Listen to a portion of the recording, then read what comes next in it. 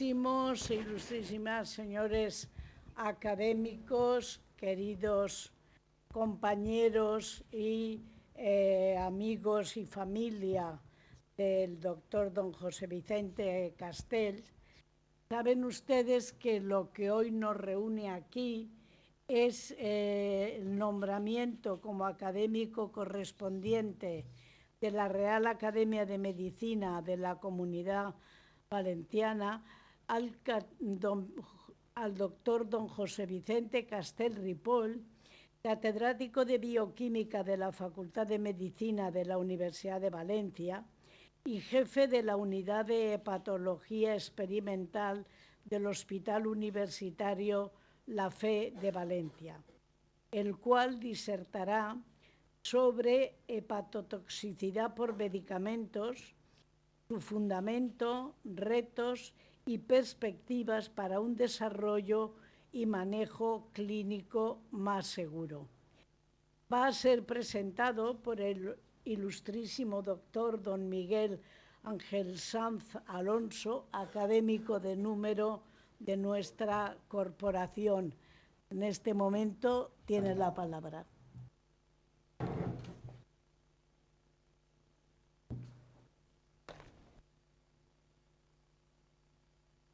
Excelentísima señora presidenta, excelentísimas e ilustrísimas señoras académicas, excelentísimos e ilustrísimos señores académicos, distinguidos colegas, señoras y señores, familiares y amigos. Es para mí un gran honor y un privilegio hacer la presentación del profesor José Vicente Castell en su ingreso como académico correspondiente de esta ilustre y bicentenaria Real Academia de Medicina de la Comunidad Valenciana. En esta breve presentación, tras el obligado repaso a lo más significativo del impresionante currículum vitae del profesor Castell, terminaré con una breve apreciación personal sobre lo que, a mi entender, José Vicente ha representado en su entorno más inmediato del grupo de investigación que ha liderado durante 4 décadas, así como lo que ha representado para lo que hoy conocemos como el Instituto de Investigación Sanitaria La Fe, del que fue gran protagonista en su concepción y creación. Entorno en el que se ha forjado nuestra amistad y en el que he tenido el privilegio de conocer su enorme talla científica, su carismático liderazgo, sus dotes organizadoras y, por qué no, de haber compartido muchas de las vicisitudes por las que la investigación del Hospital Universitario La Fe ha pasado en las últimas 3 décadas. Don José Vicente Castell Ripoll nació en Algemesí hace solo 70 años. Tras un brillante bachiller calificado con matrícula de honor y recibir el premio extraordinario, comenzó en 1968 sus estudios universitarios en Ciencias Químicas en la Universidad de Valencia, recibiendo el premio extraordinario de licenciatura que posteriormente completó con una segunda licenciatura en farmacia iniciada en la Universidad Autónoma de Madrid y finalizada en la Universidad de Valencia. También por partida doble se doctoró en Ciencias en 1977 y en Medicina en 1990, ambos con sobresaliente cum laude y con el premio extraordinario del doctorado.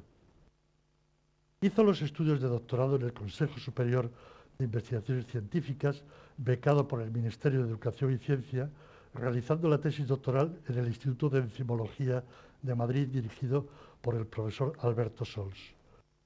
Al finalizar el doctorado, comenzó en 1976 a impartir clases de bioquímica en la Facultad de Medicina de la Universidad Autónoma de Madrid, como profesor ayudante de la cátedra del profesor Alberto Sols.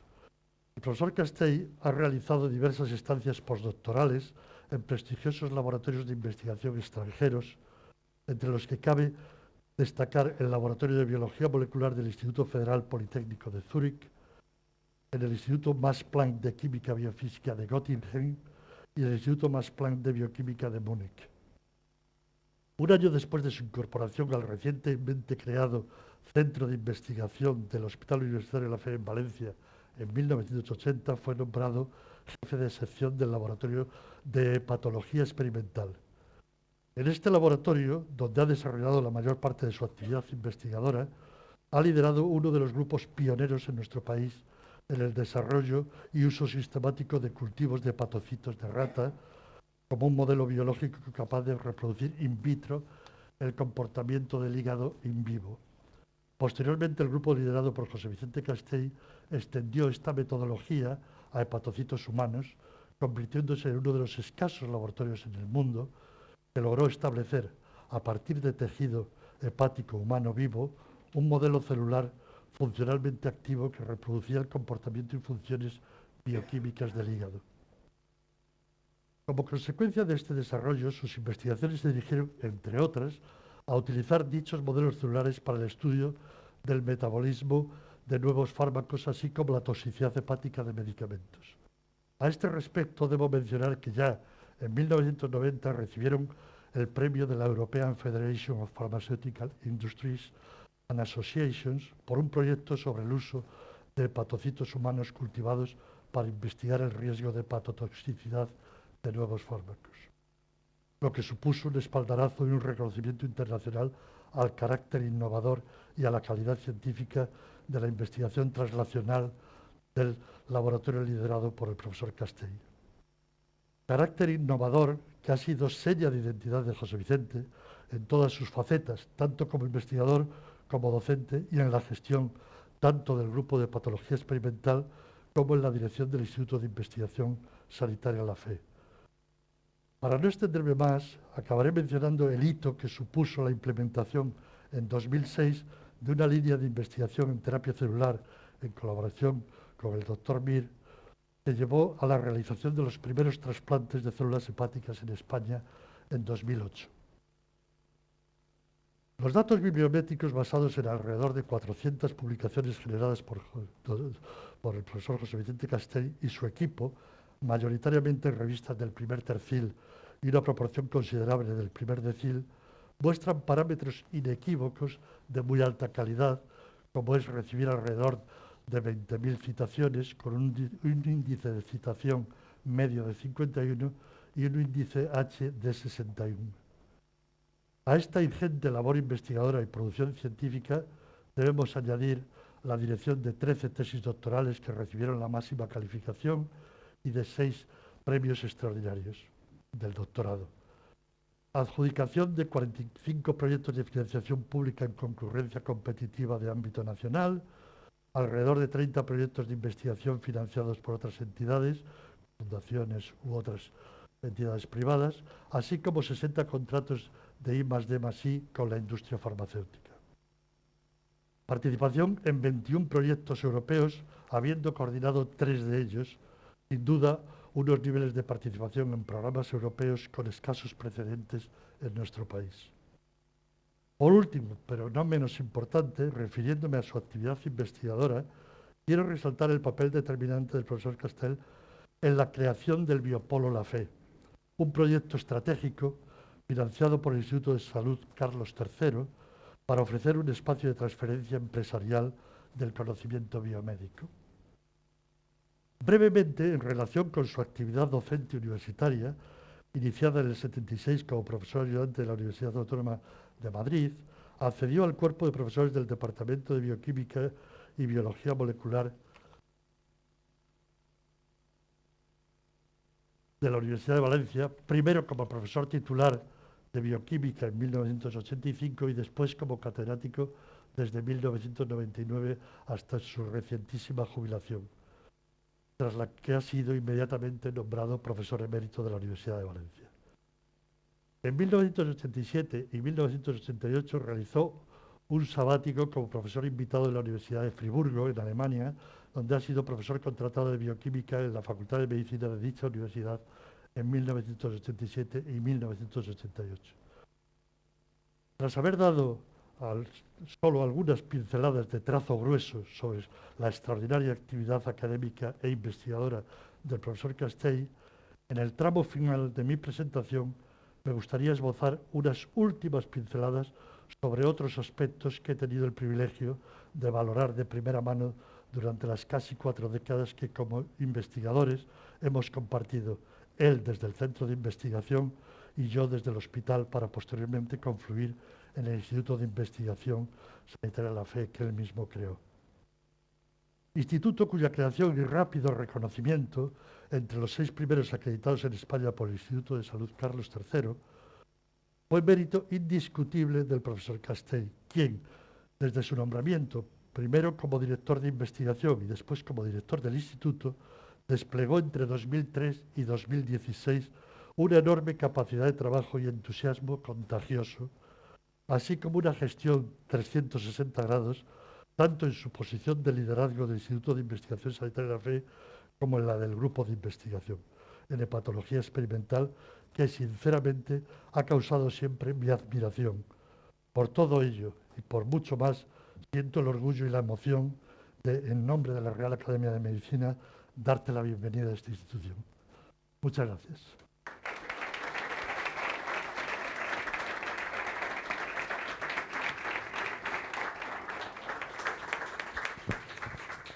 Muchas gracias, Miguel Ángel, por esta excelente presentación.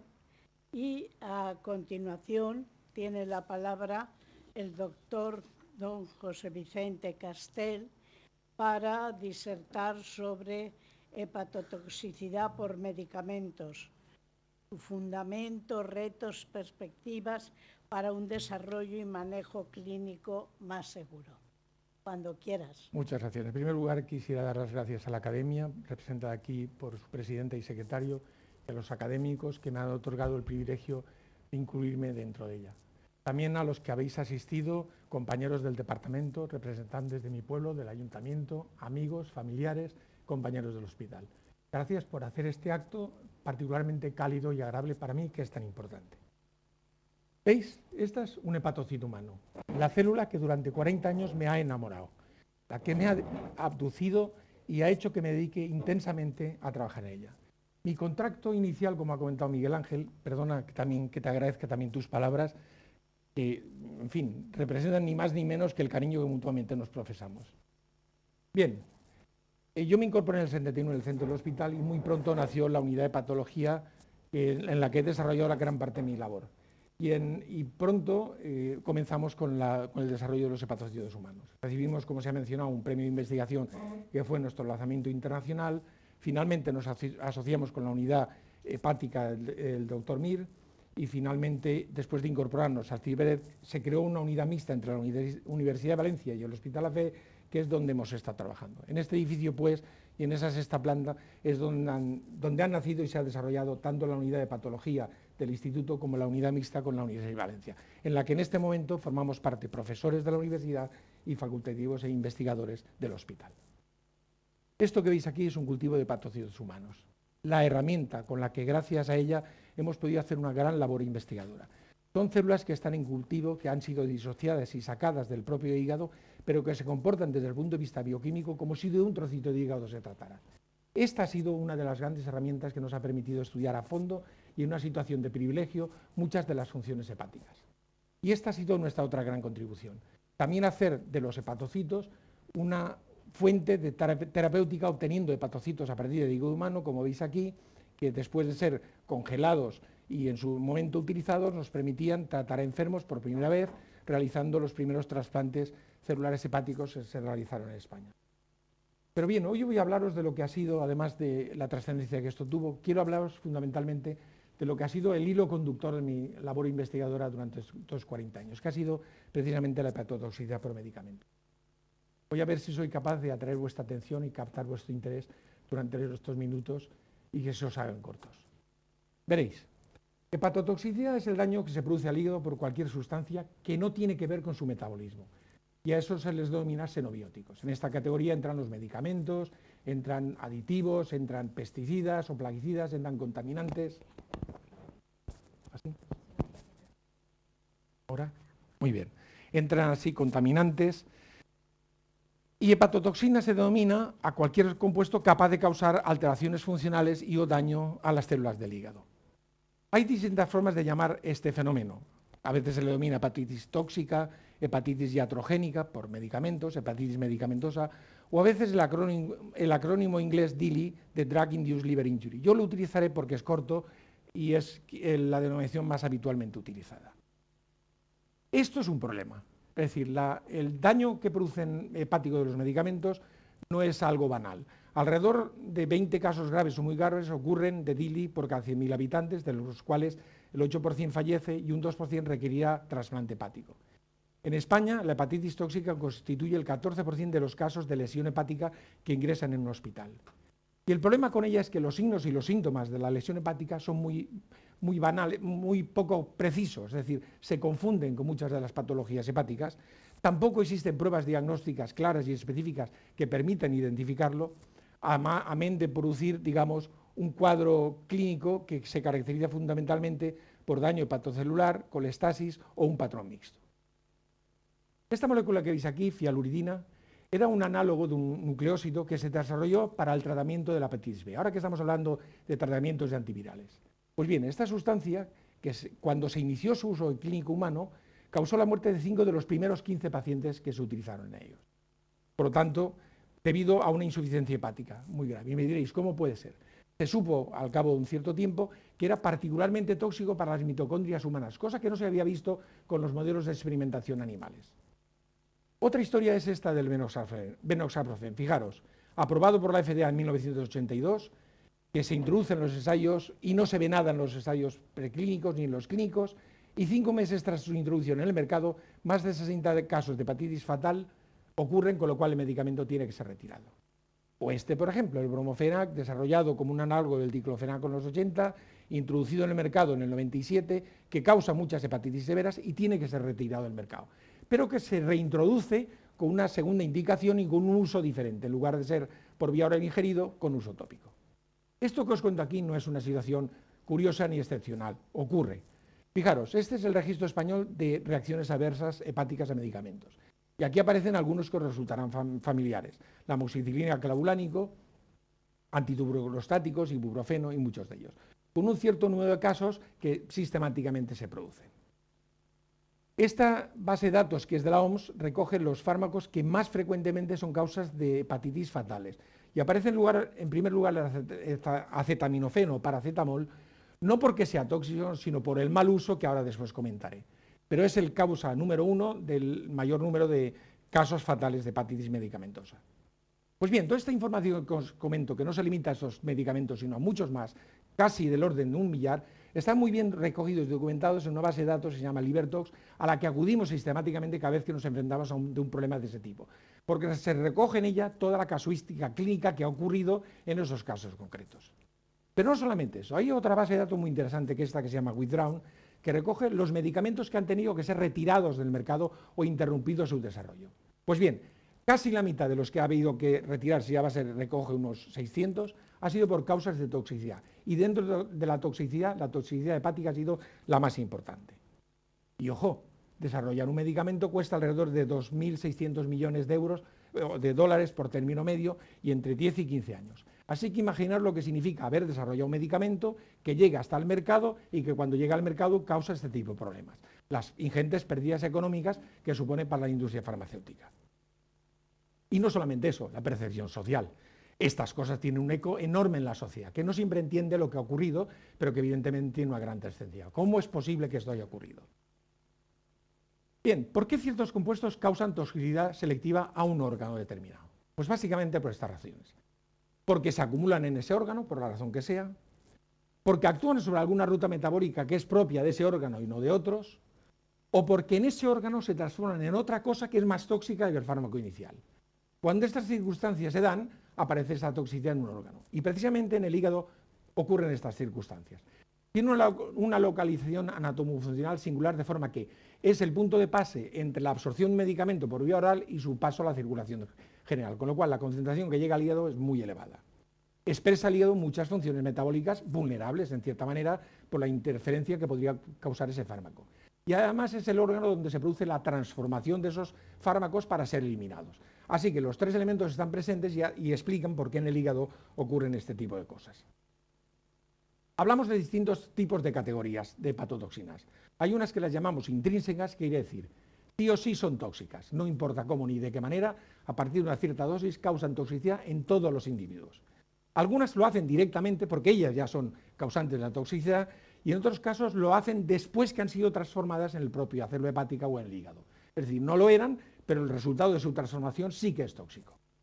Y hay otra categoría de toxinas que les denominamos idiosincráticas porque pesa más la naturaleza de quien la toma que la naturaleza del producto en sí mismo. De forma que en estas idiosincráticas ocurre toxicidad en algunos individuos sí y a las mismas dosis en otros muchos individuos no.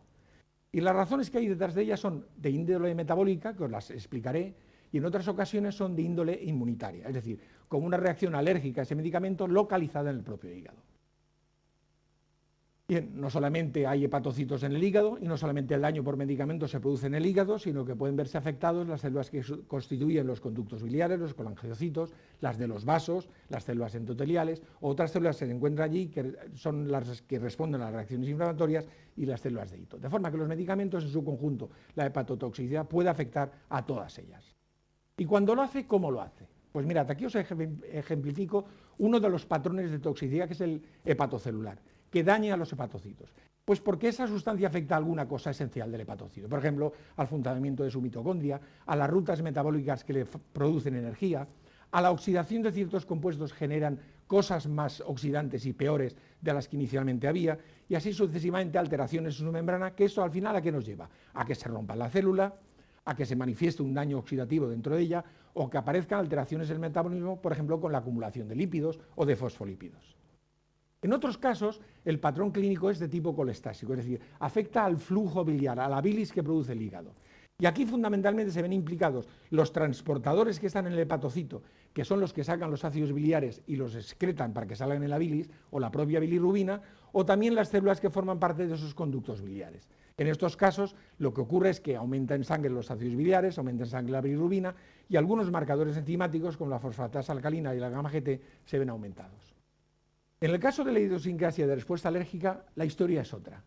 Ya no es tanto el medicamento el que causa el daño, sino la alteración que el medicamento produce en esas células que las hace ahora reconocidas como extrañas por parte del sistema inmune. Es decir, que el resultado es que el medicamento, actuando sobre esas células, las modifica, genera antígenos nuevos, son reconocidas por el sistema inmune y al final este acaba produciendo células T autorreactivas que dañan finalmente al hígado. Ya no está el medicamento presente. Son las células de nuestro propio sistema inmune las que dañan a nuestro hígado. Dejadme que hable de estos dos conceptos, biotransformación y detoxificación, que a veces se confunden.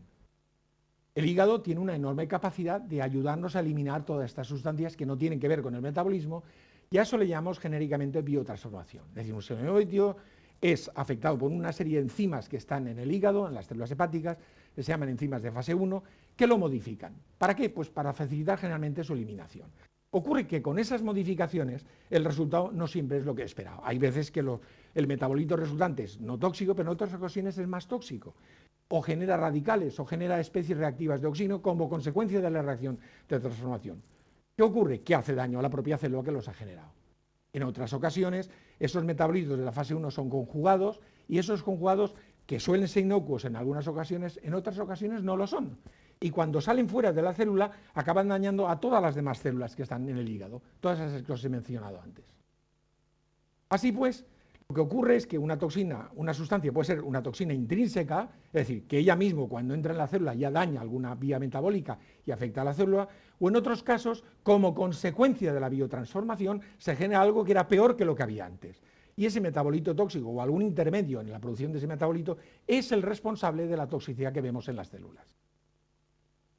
Bien, así pues, siempre que nuestro hígado se enfrenta a este tipo de compuestos xenobióticos, siempre todos ellos sufren biotransformación. Por suerte, la inmensa mayor parte de las veces, lo que hay es formación de metabolitos no reactivos, menos tóxicos y que se eliminan. Y por eso tenemos la tendencia de llamar a este proceso reacciones de detoxificación. Pero no siempre ocurre así. Hay ocasiones en las cuales esas reacciones de detoxificación generan un metabolito más reactivo. Aún así hay solución, porque ese metabolito reactivo puede ser atrapado por las reacciones de fase 2 y ser eliminado como una cosa no tóxica. Pero si la cantidad que se produce de ese metabolito reactivo es muy grande, el resultado, desgraciadamente, es que ese metabolito actuará frente a lípidos, actuará frente a proteínas, actuará frente a DNA, causando daño. Por eso le denominamos a esta situación, donde el resultado es peor que el que había antes, bioactivación. Ahora entenderéis que la hepatotoxicidad es en el fondo un balance entre las reacciones de bioactivación y de detoxificación. Según la que predomine, se manifiesta una cosa o la otra. Y dejadme que para ilustrarlo os ponga este ejemplo de un fármaco que todos habéis tomado, que es el paracetamol. Cuando tomáis un par de gramos de paracetamol, la dosis normal de analgesia, el paracetamol lo que sufre es fundamentalmente conjugación con sulfato y conjugación con ácido glucurónico y se elimina. Estos metabolitos no son tóxicos, no ocurre nada.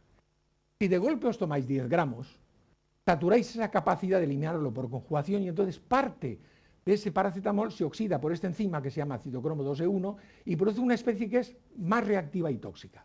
Aún así hay solución, porque esto es conjugado con el glutatión que tienen nuestras células hepáticas y se elimina con un derivado de ácido mercaptúrico. Pero ¿qué pasa si en lugar de 10 gramos os tomáis 20 de golpe? Que es lo que ocurre con los intentos de suicidio. Esta cantidad que se forma aquí, tan de metabolito reactivo, es tal que no hay forma de atraparlo y acaba reaccionando con moléculas esenciales del hepatocito, causándole finalmente la muerte. Por lo tanto, es ese balance entre una cosa y la otra lo que hace que sea tóxico. Llegado en esta idea que podría parecer un poco pesimista, os digo, ¿es posible obtener medicamentos absolutamente seguros? ¿Hay alguna forma? Hombre, se intenta. Y en el procedimiento, digamos, canónico, reglado para generar nuevos medicamentos, lo que hacemos es lo siguiente. Primero, tratarlos de estudiar en una fase que se denomina preclínica, con modelos experimentales para saber qué tal se comporta, qué efectos tiene, cuál es su farmacocinética, es decir, cómo se absorbe y desaparece en sangre con el tiempo, y sobre todo si tiene o no tiene toxicidad. Y cuando tenemos una razonable seguridad de que aquello es eficaz desde el punto de vista farmacológico y no es tóxico, pasamos a humanos. Eso es como se hace siempre. Pero, ¿qué ocurre? Que para hacerlo esto usamos modelos animales. En la suposición de que se van a comportar rigurosamente igual. Fijaros que hay algunas ideas erróneas que justifican o explican el por qué pasan las cosas. Y es pensar que las diferencias farmacocinéticas, es decir, desde que lo tomas, cómo se distribuye y cómo se elimina y en qué se metaboliza, en los animales de experimentación y en el hombre es un tema escalable. Es decir, que si yo comparo los pesos o la superficie corporal o el tamaño del hígado, las conclusiones que he obtenido con animales de experimentación son igualmente válidas para el hombre. Y otra segunda idea errónea es pensar que la toxicidad también es un problema de dosis, es decir, que si yo calculo cuánto le he dado y ha sido tóxico para la rata, multiplico por el peso que tiene la rata y el que tengo yo, y extrapolo y digo, ajá, luego esto de la dosis será tóxica en humanos. Y no es verdad. Y no es verdad por lo siguiente, porque si bien es cierto que la respuesta farmacológica es muy comparable entre los modelos animales y el modelo humano, es decir, lo que es un beta bloqueante en un animal también se comporta igual en el ser humano, no es así con la farmacocinética. Porque en la farmacocinética interviene un elemento fundamental que es el metabolismo, cómo se destruye y se elimina ese compuesto. Y eso no es igual. Y eso es en el fondo lo que explica por qué. En algunos casos el comportamiento de ese compuesto en los animales es diferente al del hombre. Y en algunos casos puede ser tóxico en los animales y no en el hombre o al revés. Fijaros con esta tabla que es fácil de entender. Aquí os he puesto todos los enzimas que son los que intervienen en el metabolismo de los medicamentos. Son distintas familias. Y aquí distintos animales de experimentación. En rojo he subrayado la especie más importante dentro de esos enzimas. Es decir, CYP1A2 es el predominante nombre. Casualmente también está en rata, en perro, también está en conejo. Pero si os vais a los demás veréis que no coincide ninguno de los números. Es decir, que la forma que existe en el ser humano no es la misma que existe en la rata, en el perro, ni siquiera en el mono. Consecuencia de todo ello, ¿qué ocurre? Que no tenemos exactamente los mismos enzimas. Y entenderéis ahora que cuando le doy un fármaco, por ejemplo, se lo doy a un perro y es metabolizado por la enzima más importante que tiene el perro, que es el 3A6, produce estos metabolitos. Y cuando se lo doy a la rata, produce estos otros metabolitos, que no necesariamente son los que produce el ser humano. Y si da la casualidad que uno de los que produce el ser humano es mucho más tóxico, ya tenemos el problema. Fíjate un ejemplo real como la vida mixta. Este fue un compuesto que ayudamos a defender ante la FDA y ya os contaré por qué. Aquí se ve en un cromatograma, cada pico quiere decir una entidad molecular diferente, un metabolito derivado del fármaco. Aquí veis lo que en rata se produce, 1, 2, 3, 4 y uno pequeño. Lo comparáis con el perro y veis que unos no están y otros aparecen más altos. Y lo comparáis con el ser humano y os dais cuenta que lo que pasa en el ser humano no es comparable ni al perro ni a la rata. Imaginaros que lo que aparece aquí fuera tóxico, que no era el caso, entonces sería tóxico para el ser humano y no lo habría sido para los animales. Aquí ocurrió justo lo contrario, defendimos esta molécula porque era tóxica para la rata, no para el perro y no para humanos. Y justificamos cuál era la razón, porque el metabolito que se formaba en rata no se formaba en el ser humano. Es aquí donde hicimos, yo creo, una importante contribución en la unidad de patología experimental, es decir, conseguir aislar hepatocitos de un hígado, convertirlos en un sistema de cultivo funcional y a él formularle las preguntas que antes no podíamos hacer. ¿Qué ocurrirá este medicamento que se ha desarrollado con animales va a ser igual o no cuando se lo aplica al primer hombre. Por lo tanto, una frontera entre el último animal de experimentación y el primer hombre para ver si las cosas eran iguales. Estas células perfectamente funcionales, que fue el logro, cuando tú le añadías el medicamento, producían metabolitos y ahora estabas en condiciones de decir, ajá, lo que obtengo aquí es comparable a lo que he obtenido en la rata. Por lo tanto, las predicciones de la rata me van a servir o no tiene nada que ver ni lo que ha ocurrido con la rata o con el perro, en cuyo caso corro el riesgo de equivocarme porque no he estado midiendo las mismas cosas. Cuando estas cosas las hacíamos al principio, usamos lo que se denomina estrategias monoparamétricas, es decir, buscamos un criterio, algo, una media, por ejemplo, la producción de ATP, el potencial de membrana de mitocondria, algo, y tú medías en relación con la concentración cuál era el efecto. ¿Y a qué llamábamos tóxico o no tóxico? Cuando había efecto lo calificábamos como que sí, cuando lo había como que no. Bien, tú tienes una capacidad limitada para medir cierto número de parámetros y estabas convencido de que cuando era negativo para unos cuantos parámetros aquello no sería tóxico. Pero la realidad es mucho más tozuda y resulta que había situaciones en las cuales, no siendo particularmente tóxico, de acuerdo a cada uno de los criterios, en su conjunto sí que lo era. Por tanto, ¿dónde estaba el problema? Quizás el problema es que, y ese fue nuestro cambio de estrategia, en lugar de una estrategia monoparamétrica fue multiparamétrica. Es decir, vamos a medir todo en su conjunto. Es decir, vamos a ver qué es lo que le pasa en realidad a la célula. Y aplicamos dos tipos de estrategia. Esta que veis aquí, que consiste en la utilización de moléculas fluorescentes que revelan funciones de esos hepatocitos. Las colores de intensidad corresponden a distintos marcadores. Básicamente están reducidos aquí. Usamos un marcador que nos dice cuál es el estado de la mitocondria, otro que nos dice cuáles son los niveles de calcio intracelulares, otro si se forman especies reactivas de oxígeno, otro si se acumulan lípidos, otro si se daña el DNA. Cuando todo eso lo mides, porque se puede medir al mismo tiempo y con las mismas células y células vivas, obtienes una información mucho más importante. Así es que, imaginaos pues una matriz de información en la cual tienes distintas concentraciones, distintos tiempos, distintos parámetros, que eso de alguna forma tratas de integrarlo. Y para que os hagáis una idea, aquí hay toda una serie de parámetros, no lo veis bien, pero quiero que os fijéis en los colores. En la parte superior estarían los parámetros medios y aquí las moléculas ensayadas. Fijaros lo que hubiera ocurrido si yo hubiera utilizado este criterio, que solamente hubiera detectado y poco 2 moléculas. O si hubiera utilizado este criterio, solo me hubieran salido tóxicos estas. Si hubiera utilizado este, me hubieran salido casi todas. Así que no se trata de quedarse con una o dos, sino con la integración de todo ello. Y con el peso específico que cada uno de esos parámetros representa. Así os dais cuenta que una sustancia que no es tóxica, se ve que no produce prácticamente efecto en ninguno de ellos, la que lo es algo produce en alguno de los parámetros y la que es mucho más tóxica lo produce mucho más. Aquí hay mucha información que no es fácil de manejar mentalmente. Y para eso lo que se hace es una representación más simplificada, lo que se denomina técnicamente componentes principales, de forma que en un plano representamos, y se ve mucho mejor, lo que ocurre en realidad en una matriz de puntos muy compleja. ¿Y qué ocurre? ¿Qué vemos aquí? Pues vemos que las que actúan de una forma determinada, por ejemplo, alterando la función mitocondrial, tienden a agruparse, los que producen estrés oxidativo tienden a agruparse, los que producen apoptosis tienden a agruparse y los que alteran la concentración de calcio también. Así que cuando cojo una molécula nueva y digo qué me va a hacer, qué va a dar de sí, mido los mismos parámetros y vengo a estos diagramas y entonces resulta que esta molécula sí va a ser tóxica y además va a ser tóxica por este mecanismo. Esa es pues una forma de hacerlo. La otra forma de buscar esa aproximación multiparamétrica es la siguiente. Mirad, dentro de una célula se producen muchas reacciones químicas que son las reacciones de la vida. Son reacciones en las cuales unos compuestos se transforman en otros y explican el funcionamiento de la célula. Están catalizados por enzimas, de forma que al final lo que tenemos es un saquito con muchas de esas moléculas pequeñas o metabolitos dentro. Son los azúcares, aminoácidos, fosfolípidos, en fin, todos los componentes de la célula. Mientras que genes tenemos del orden de 25.000 y proteínas cerca de 1.000.000, metabolitos dentro de una célula tenemos un número reducido, asequible, unos 2.500. Y la proporción de esos metabolitos que hay dentro de la célula, en cierta manera, nos dan un poco la visión de qué es lo que está realmente pasando, cómo está funcionando toda la maquinaria. Porque si no están en la proporción de vida, es que la maquinaria y las reacciones no están bien acopladas, no están funcionando bien. Así que entenderéis un poco el planteamiento que os voy a hacer ahora.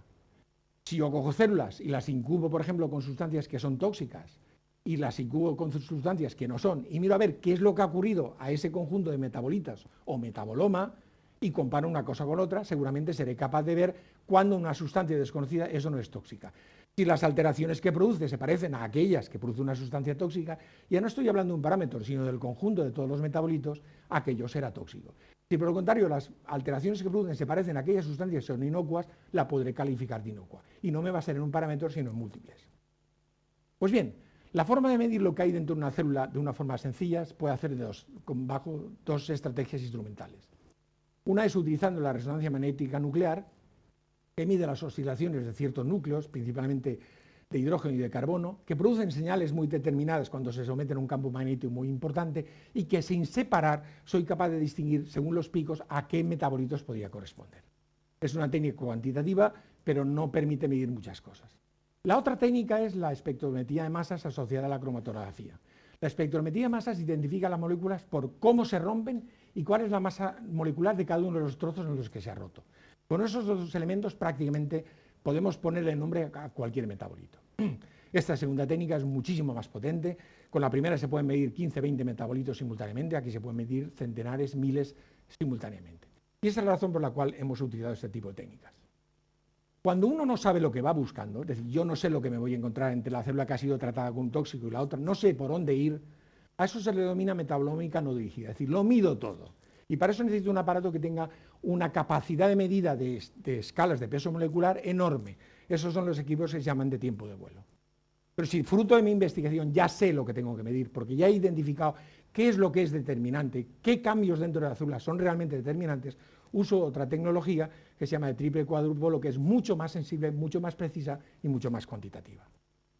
Así que, hecho este razonamiento, vamos a trasladarlo a este modelo in vitro. ¿Cómo puedo saber yo si una sustancia en estudio va o no va a ser hepatotóxica? Lo que hacemos es lo siguiente: incubarlo con hepatocitos, extraer las células, su contenido, y analizarlo por esta metodología.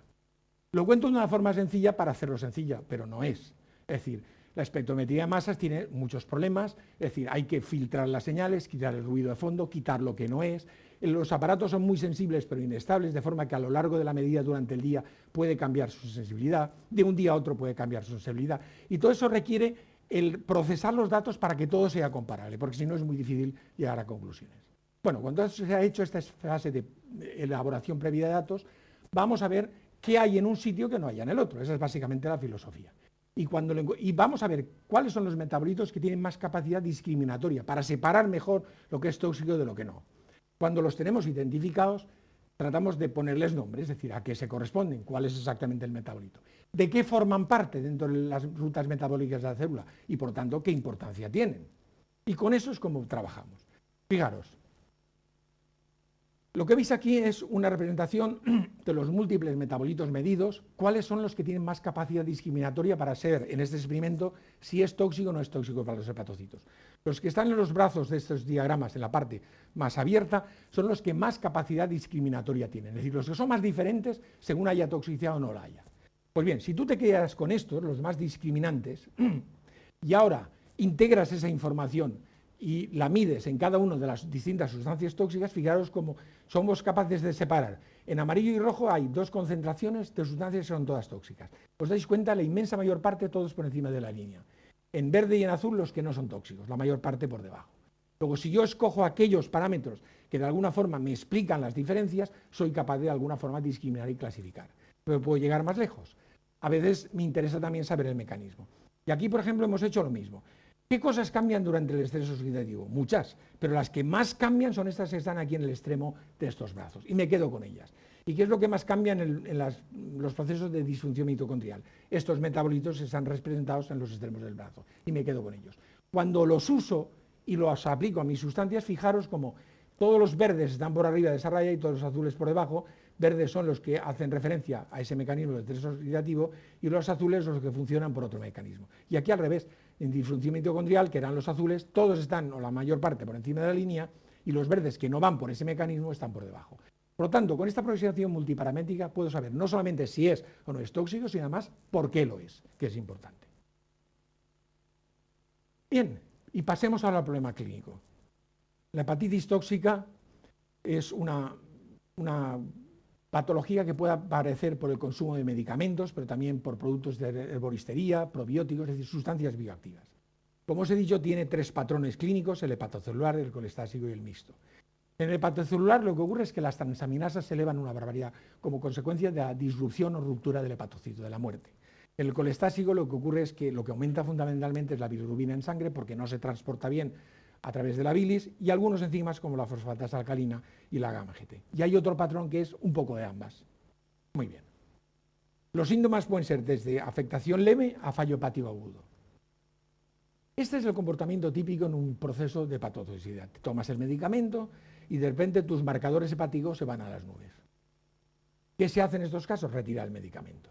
¿Y qué ocurre? Pues por suerte, la inmensa mayor parte de las veces, en un tiempo razonable, de días a semanas, y en algún caso mes, se normalizan esos valores. Pero no siempre ocurre así.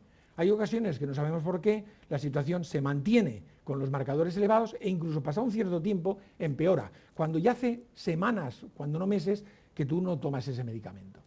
Esta es una de las evoluciones más, digamos, preocupantes, más deleterias que puede tener la hepatotoxicidad por medicamentos, que es la aparición de un fenómeno de autoinmunidad. Es decir, tú has producido una serie de modificaciones en tus células que ahora el sistema inmune tuyo las ve como raras y las reconoce como extrañas y las destruye. Y solamente con el tratamiento con corticoides e inmunosupresores puede de alguna forma normalizarse esos parámetros hepáticos. Bien, ¿qué hace el médico cuando se encuentra ante un problema? Llega un paciente, se está tomando 10 medicamentos, tiene una subida de marcadores y dice, todo fuera. Vale, de acuerdo. Y vigilarlo. Hay ocasiones que la evolución es favorable y otras ocasiones donde la evolución no lo es y puede requerir trasplante en algún caso. Por lo tanto, monitoriza para que no haya insuficiencia hepática y en cualquier caso medidas de apoyo para paliar la situación. Pero claro, el paciente necesita los medicamentos y tampoco sabes cuál ha sido. Así es que una de las alternativas es irlos reintroduciendo de uno en uno a ver qué pasa, hasta que das con aquel que parece que es el culpable. Y cuando encuentras aquel que parece que es el culpable, tratar de sustituirlo dentro de su familia farmacológica por algo equivalente. Y esperar que no ocurra nada. ¿Y cómo va a evolucionar? Pues tampoco están muy claras las reglas. Hay una regla que se llama el Rey de High, que dice que si tienes marcadores de daño hepatocelular y además tienes la bilirrubina alta, el pronóstico va a ser muy malo. Como veis, de un empirismo total, es decir, poco serio, poco cuantitativo de lo que pasan las cosas. Así que la pregunta un poco era, cuando yo me encuentro ante un caso así, ¿no podría disponer de herramientas más precisas que me ayudaran a diagnosticar mejor? Porque el problema del diagnóstico de la hepatopatía por medicamentos es un diagnóstico, como ahora os contaré, por exclusión. Y el problema es cuando el paciente se está tomando una cantidad ingente de fármacos, ¿cómo sé yo quién es el culpable? Para de alguna forma eliminar el que ha sido la causa y no los otros que necesita el paciente. Pues bien, a día de hoy no hay un procedimiento simple ni directo para identificar el fármaco causal, ni tan siquiera para predecir la evolución. Tal como se hace el diagnóstico hoy en día es por exclusión. Es decir, llega un paciente, los signos clínicos y los síntomas que produce una hepatopatía medicamentosa son parecidos a cualquier otra hepatitis. No hay forma de distinguirla. Así es que, de entrada, el criterio es, vamos a ver que no es una hepatitis vírica, vamos a ver que no es un tumor, vamos a ver que no es una colangitis, vamos a ver lo que podría ser y si nada de ello es, y además se había tomado un medicamento, pues igual va y resulta que es eso. Y esto se ayuda con unas escalas que se llaman de probabilidad casuística, es decir, a ver, estas escalas lo que te dicen es, le acaba de ocurrir después de habérselo tomado un día, 2 días, una semana, un mes el medicamento. Cuando se lo ha retirado ha desaparecido los signos, tenía otras posibles causas, y así con una especie de escala de evaluación sale una puntuación a la que llegas unas afirmaciones del tipo muy probable, probable, quizás no tanto, es decir, dudoso o improbable, pero nunca la certeza de qué es una hepatopatía medicamentosa y mucho menos cuál es el causante. Así que con la misma idea que os he comentado antes, es decir, si esas perturbaciones que producían en los hepatocitos ocurrieran también en el hígado, no podríamos hacer algo parecido, es decir, no podríamos estudiar la alteración del metaboloma hepático, es decir, cambios que ocurren en el hígado como consecuencia de la toxicidad, esperar que alguno de esos metabolitos salga fuera del hígado, el exometaboloma, y ahora en el exometaboloma tratar de ver precisamente qué cambios aparecen. Y si son singulares precisamente de una hepatopatía tóxica y no de otro tipo, pues yo tendré un elemento diagnóstico robusto y serio. Y además podré medir cuál es la magnitud y el daño que se está produciendo. Bien, gracias a un proyecto europeo que fue el ECATOS, logramos hacer algo muy importante, que fue crear una unidad clínica, una unidad nueva y pionera en el Hospital AFE, que fue una unidad de hepatotoxicidad clínica, es decir, una consulta para atender a los pacientes que habían tenido un episodio de hepatotoxicidad. Esto nos permitió hacer algo muy importante, que fue ni más ni menos el reclutar pacientes que a lo largo de años habían tenido episodios importantes de hepatotoxicidad en el hospital o en consultas externas. De forma que a lo largo de los años logramos localizar 136 pacientes bien documentados, pese a todas las incertidumbres que esto genera, que habían tenido un episodio. Y a estos pacientes les tomamos muestra cuando tenían el problema de hepatotoxicidad y a lo largo de las semanas y meses hasta que se recuperaban totalmente. De forma que teníamos plasma de todos esos momentos de su recuperación eventual. En nuestras manos, los más importantes fueron antibióticos e inmunomoduladores, y si tengo que poner un ranking, el más frecuente fue el ácido clavulánico, es decir, que está asociado a la amoxicilina, por ejemplo, en la aumentina, la azatioprina, que es un inmunomodulador, el levofloxacino, un antibiótico, y el epistane, que es un anabolizante de uso no legal, pero para que utilizan los que hacen gimnasia para desarrollo muscular. Esos fueron los que más encontramos. Y dentro de ellos nos encontramos unos cuantos cuya característica clínica era hepatocelular, otra colestásica y otra mixta. Bien, con esta serie de datos, que eran muchos sueros de esos pacientes, decidimos aplicar un estudio metabolómico con la misma sentencia. Vamos a ver qué es lo que ocurre en estos casos. Vamos a ver si en el plasma de estos enfermos, en el transcurso que tienen su hepatopatía, aparecen cosas que luego desaparecen cuando no están. Y la primera pregunta que uno te hace es, vamos a ver, ¿qué ocurre con el perfil hepatocelular? Ese que el daño fundamentalmente es de destrucción de hepatocitos.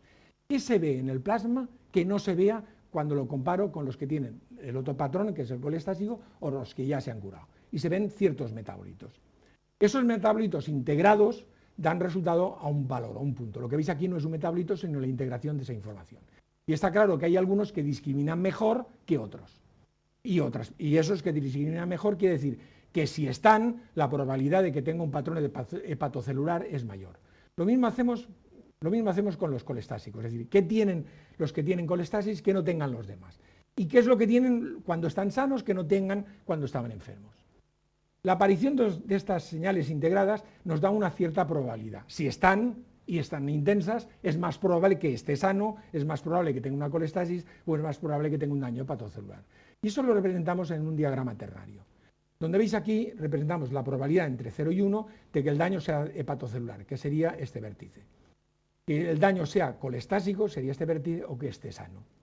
Y cuando representamos los datos de todos los enfermos, fijaros qué cosas más bonitas se ven. Resulta que la mayor parte de los que tienen daño hepatocelular, como no podía ser de otra manera, están pegados al lado de la izquierda, pero no todos están en el vértice inferior. Hay algunos que están cerca del vértice que corresponde a los sanos. Quiere decir que la gravedad y la magnitud aquí era sensiblemente menor que los que están aquí más abajo. Los que producen colestasis estaban en el otro lado, algunos menos grave y otros mucho más grave. Y cuando están sanos tienden a acumularse en esta parte superior. Por lo tanto, ahora yo puedo de alguna forma visualizar el recorrido y el diagnóstico del enfermo basándome en nuestros principios. Fijaros qué cosa más bonita. Este es un enfermo que tuvo una colestasis medicamentosa. Empezó aquí, pero fue avanzando con el transcurso de las semanas y acabó ¿dónde? En el punto donde se encuentran los que están sanos. Es decir, el patrón de metabolitos en su sangre ahora era como los que están totalmente sanos. Aquí, por el contrario, que tenía un patrón hepatocelular, está en esta esquina, la situación se complicó y empeoró y requirió trasplante. Aquí, por ejemplo, que era una situación mixta, es decir, a mitad camino entre la colestasis y el daño hepatocelular, pues fijaros cómo avanzó con el tiempo hasta situarse en el sitio donde sitúan los que tienen un metaboloma normal. Y este sería otro caso también parecido. Luego estáis viendo que con esta aproximación no solamente estamos clasificándolos mejor, sino además describiendo de una forma mejor cuál es su evolución. Para mí lo más interesante fue romper de alguna forma una idea que todos los medicamentos, cuando causan daño hepático, producen los mismos síntomas y la respuesta es a veces sí y a veces no. Por ejemplo, este que era un anabolizante en todos los casos producía colestasis. Este que era un oxaliplatino también colestasis. El acetaminofeno, pues una situación mixta en casi todos los pacientes, más o menos grave según estuvieran o no alejados del punto donde están los que están sanos. Pero fijaros en la amoxiclavulánico, que era el más frecuente, hay de todo, desde muy colestásicos a muy hepatocelulares, desde poco graves a muy graves, según esté en la parte inferior. Por lo tanto, esto nos está permitiendo ver cosas que no podíamos ver antes. Os he hablado de la hepatotoxicidad idiosincrásica, es decir, a diferencia del acetaminofeno que produce toxicidad siempre si os tomáis 20 gramos, no hay dudas, hay otras que no. De la misma dosis que a unos no les hace nada, a otros sí les produce. ¿Cómo podemos abordar esto, este tipo de estudios, cuando son tan dependientes de la persona que le ocurren? Pues bien, hay unos cuantos fármacos, no son los que más, que son intrínsecos, producen toxicidad intrínseca. El acetaminofeno es el prototipo, pero hay otros muchos más que son de naturaleza idiosincrásica, como os comentaba. Es decir, dependen más del individuo que se toman que no del propio fármaco en sí. pero a uno le gustaría saber cómo predecir eso, cómo evitarlo, cómo explicarlo. Déjame que haga un inciso. Cuando quiero explicarle a mis alumnos en clase la variabilidad metabólica, les hago la siguiente pregunta, que si os la hiciera aquí daría el mismo resultado. Les digo, ¿cuántos de vosotros, si os tomáis un café a partir de ahora por la tarde, no pegáis ojo por la noche? Y un 40% me levantan el brazo. Y después les digo, ¿cuántos de vosotros, si tenéis que estudiar por la noche, o os tomáis 2 cafés o os caéis dormidos encima de los apuntes? Y otro 40% me levanta la mano. Y les digo a continuación, ¿cómo se explica esto? Que con la misma dosis de cafeína tengamos efectos tan dispares. Y les digo, la razón es fundamentalmente cómo metabolizáis la cafeína. Los hay algunos de vosotros que la metabolizáis de forma más o menos rápida, de forma que al cabo de unas pocas horas no queda efecto. Otros de vosotros la metabolizáis tan lenta que llega la noche y todavía hay niveles de cafeína que os hacen precisamente que tengáis insomnio. ¿Y por qué es eso así? Pues porque hay una enzima, que es el citocromo 1A2, que es el que metaboliza la cafeína, y no todos tenéis la misma cantidad. Así que de estos enzimas que están implicados en el metabolismo de medicamentos, no tenemos todos la misma cantidad, ni los mismos niveles. Hay razones de tipo genéticas y razones de tipo fenotípicas. Genéticas son porque de algunos de esos enzimas existen variantes, y depende de la que hayas heredado de tus padres, tienes más o menos actividad.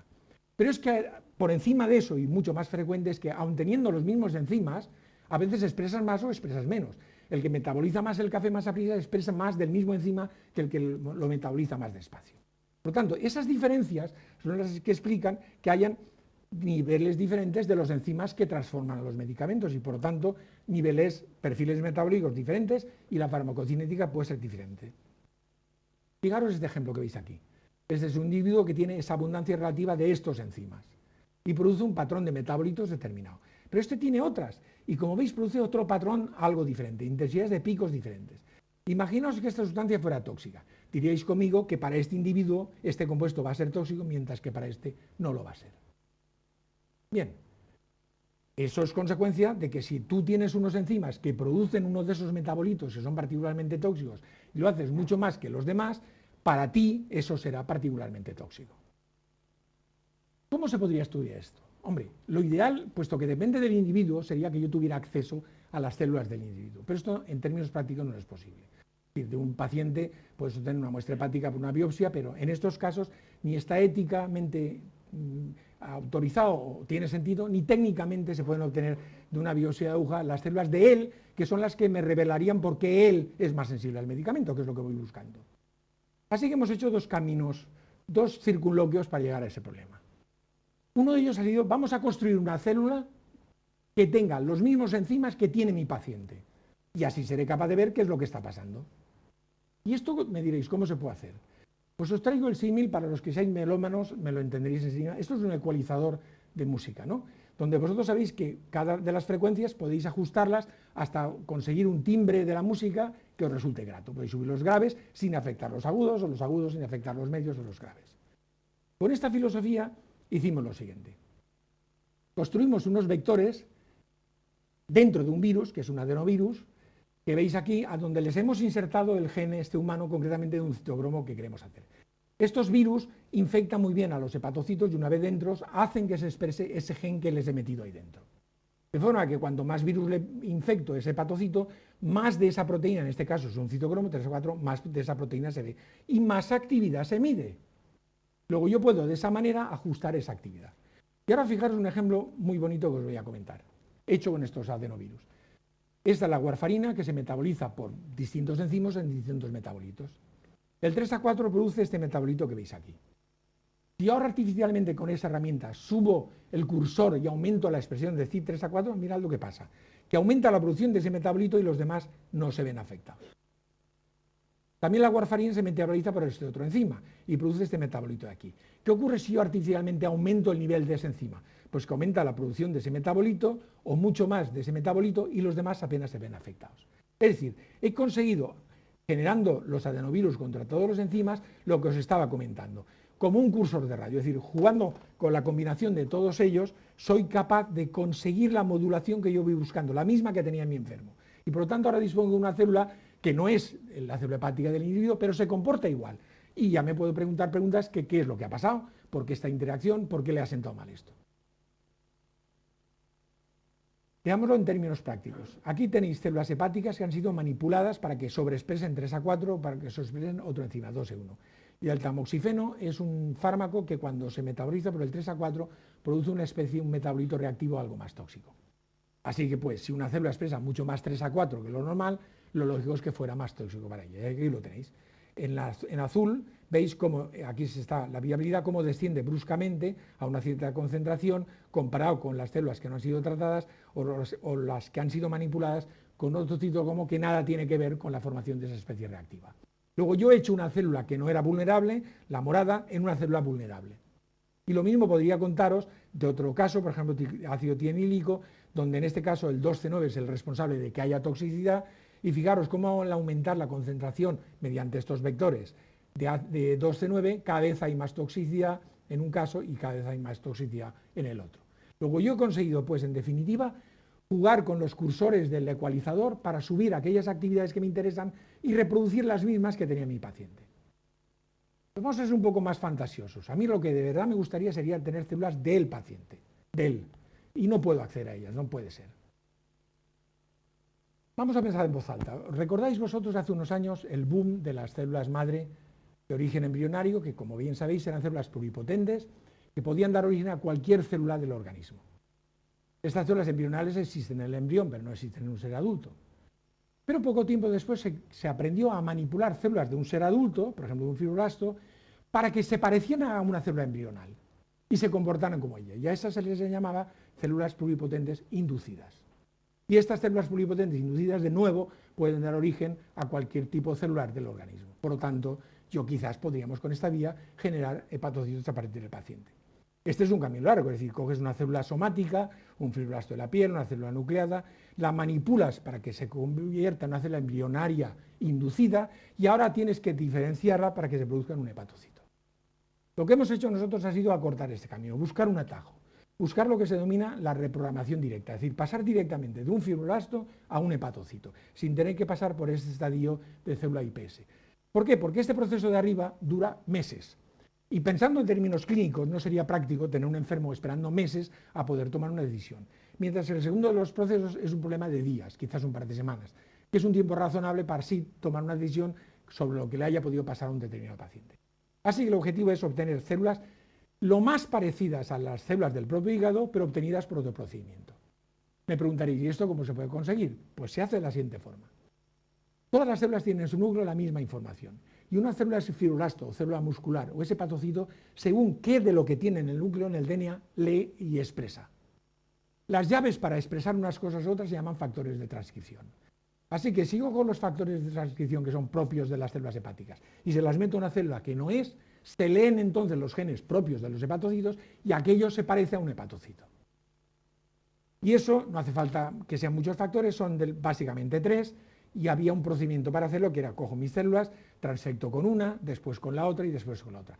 Pero cuando haces un proceso secuencial de uno tras de otro, evidentemente lo que pasa es que no todas se transfectan con la primera, no todas de las que se han transfectado con la primera se transfectan con la segunda y no todos de los que se han transfectado con los dos factores se transfectan con el tercero. Resultado, una población heterogénea de células, que no todas están igualmente diferenciadas. Bien, lo que hicimos fue ponerlas todos juntos en un único vector, todo junto, y ponerle un interruptor delante, que es este que veis aquí, que es sensible a un compuesto que es una sustancia que es la toxiciclina. Es decir, que cuando está presente el interruptor se enciende y se lee, y cuando no está presente no se lee. De forma que tomamos células de los pacientes, las tratamos, no diré exactamente las inmortalizamos, hacemos que no envejezcan, porque es a fin de cuentas con telomerasa, hacemos que no envejezcan de forma que podamos tener muchas células durante mucho tiempo. Y cuando queremos que se diferencien, añadimos esta sustancia a las células, se leen esos factores y esos factores modulan la lectura del DNA de esas células y ahora aquello se convierte en un hepatocito inducido. Por lo tanto, si ahora soy capaz de obtener algo que son hepatocitos, aunque sea de una célula diferente, podría ensayar cuál de todos esos medicamentos que se tomaba mi paciente fue el responsable de la toxicidad que le causó. Bien, pero me podéis decir, ¿y cómo estás seguro que eso que has reprogramado se comporta como un hepatocito? Buena pregunta y no fácil de resolver. ¿Y cómo lo hemos abordado? Aprovechando una circunstancia que es pacientes que tienen que ser intervenidos quirúrgicamente porque tienen un tumor hepático, obtenemos una pequeña porción de tejido hepático sano, con ello generamos hepatocitos en cultivo y a su vez de células de distinto origen, fibroblastos, adiposas, del epitelio urinario que se desprenden vivas en la orina y eso son muy fáciles de conseguir, se amplifican y se reprograman. Y ahora cuando las tienes, las expones a los mismos medicamentos y analizas el metaboloma cómo ha cambiado. Y la cosa es sencilla. Si los cambios que se producen en los hepatocitos como consecuencia de esos fármacos son los mismos que tú ves con esas células hepáticas inducidas, significa que se están comportando igual que los hepatocitos. Con lo cual, tenemos una alternativa para obtener algo lo más parecido posible a los hepatocitos. Voy terminando ya. ¿Cómo veo yo el futuro? Lo veo muy prometedor. Veo una solución de este tipo capaz en un tiempo rápido, de un par de semanas, obtener células de un paciente, cultivarlas, diferenciarlas y responder a la pregunta ¿qué de todo lo que te tomaste fue lo que te causó ese problema de toxicidad? Y segundo, no sustituir al azar una estatina porque esta se fue mal por otra de al lado, sino decir, probar cuál de todas ellas serían las que a ti en concreto te causarían menos daño. Integrando pues esta visión, yo la veo muy prometedora de cara a lo que se denomina medicina de precisión o personalizada, donde muchas veces se ha focalizado en el hecho de que el fármaco no demos a todos el mismo medicamento, sino demos a cada paciente aquel que más eficazmente, desde el punto de vista farmacológico, actúe sobre la enfermedad o el tumor, lo que tenga. Pero también hay otra segunda parte, aquel que menos toxicidad se produzca. Y con estrategias como las que os estoy comentando, yo creo que realmente podríamos llegar a este tipo de conclusiones. Dicen de las personas que valen lo que valen sus amigos. Yo creo que de los investigadores valen lo que valen sus colaboradores. Yo he tenido, por la suerte, de tener unos colaboradores excepcionales durante mucho tiempo.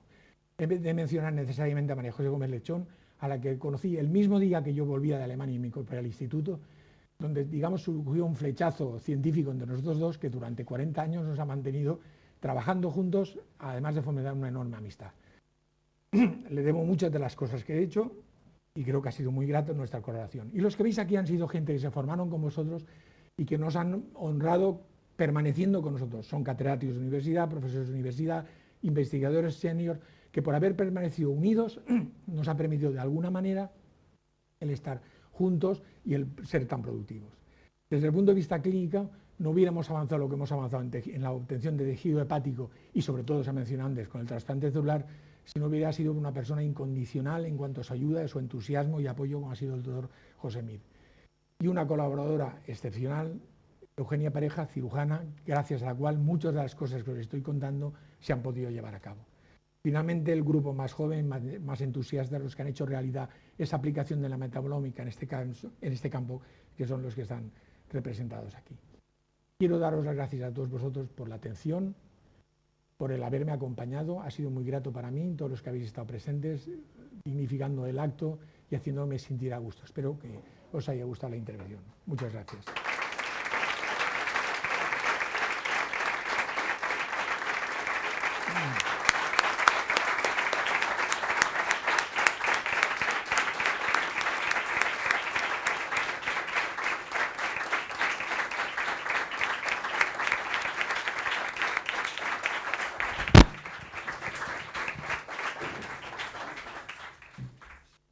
La Real Academia de Medicina. Doctor Castells, por ese exhaustivo discurso y esa magnífica investigación. A continuación, el ilustrísimo señor secretario de la Real Academia de Medicina, el profesor Juan Viña, dará lectura al acta de nombramiento de académico correspondiente de don José Vicente Castells.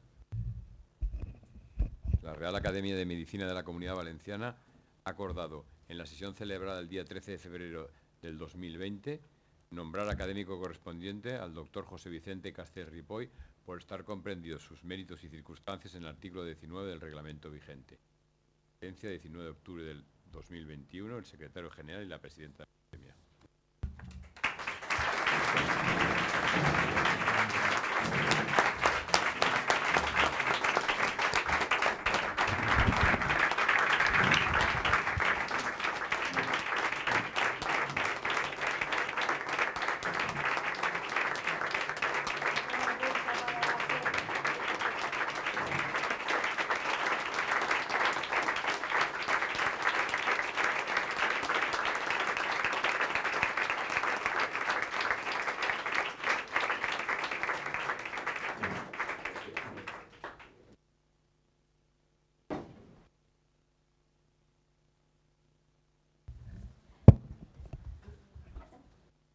Mi más sincera enhorabuena al nuevo académico correspondiente, doctor Castells, referente importante en el área, sobre todo de la patología experimental, como hoy nos ha demostrado. También quiero dar las gracias al doctor Sanz por su excelente y exhaustiva presentación que nos ha puesto de relieve los grandes méritos del nuevo académico. En 1959, William Russell y Resburg publicaron un libro que hoy es considerado como un clásico titulado Los principios de las técnicas de experimentación animal, donde se enfatizó por primera vez que la excelencia científica estaba muy unida al trato humanitario con los animales de laboratorio, donde se describían los principios éticos en los que debería basarse la investigación con animales. Esto se popularizó como la regla de las 3 R's: reducir, reemplazar y redefinir. Nuestro académico ha participado en su unidad en numerosas investigaciones que ya han sido referidas exhaustivamente y ha sido un pionero en muchas de ellas. Pero nuestro nuevo académico correspondiente ha desarrollado un excelente trabajo utilizando cultivos celulares de hepatocitos humanos para el estudio de la hepatotoxicidad por medicamentos, lo que ha reducido el número de animales, además, que se necesitan para estudiar este problema. Nos ha demostrado que es un modelo único y correcto para estudiar el fenómeno de la hepatotoxicidad idiosincrásica, dentro de lo que hoy llamamos medicina de precisión en muchas áreas del conocimiento. Me van a permitir que termine con una pequeña broma, puesto que el discurso ha sido muy serio. La preocupación por los efectos adversos es muy importante para nuestros pacientes, tanto que el poeta Beaumarchais dijo: cuando una medicina no hace daño, debemos alegrarnos y no exigir que además sirva para algo. Es una pequeña broma que quiero gastarle antes de darle de nuevo mi más cordial enhorabuena por su trabajo a todo el grupo de la unidad de hepatología experimental, a los que él ha agradecido. Dice que no es agradecido, el que no es agradecido no es bien nacido, y además creo que nació en Algemesí, por lo que has dicho, que es una población muy querida dentro de nuestra comunidad. Quiero, por tanto, terminar dando la enhorabuena, en principio, a la familia del profesor Castell, al que estoy segura que les ha robado muchas horas de compañía dedicadas a la investigación.